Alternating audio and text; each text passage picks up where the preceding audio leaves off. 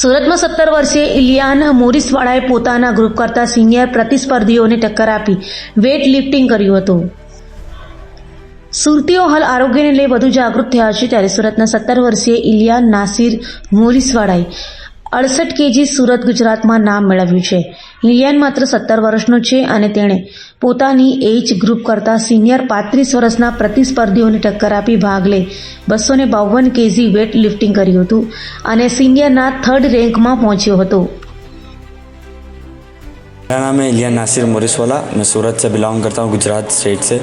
और अभी 35 national incline bench press और स्टैंड लिफ्टिंग का कंपटीशन हुआ था सिक्किम में और गैंगटॉक में, और उसमें मैंने अचीव किया है 2nd place and 3rd place.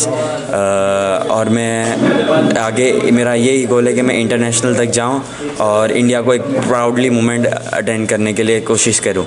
इसीलिए उसमें अराउंड 400 प्लस प्लेयर्स है. उसमें से 22 स्टेट से प्लेयर्स आए थे. झारखंड से आए थे, गुजरात, दैन राजस्थान, महाराष्ट्र, सब स्टेट से आए थे उधर. ये मेरी अराउंड 3 से 4 साल की मेहनत है.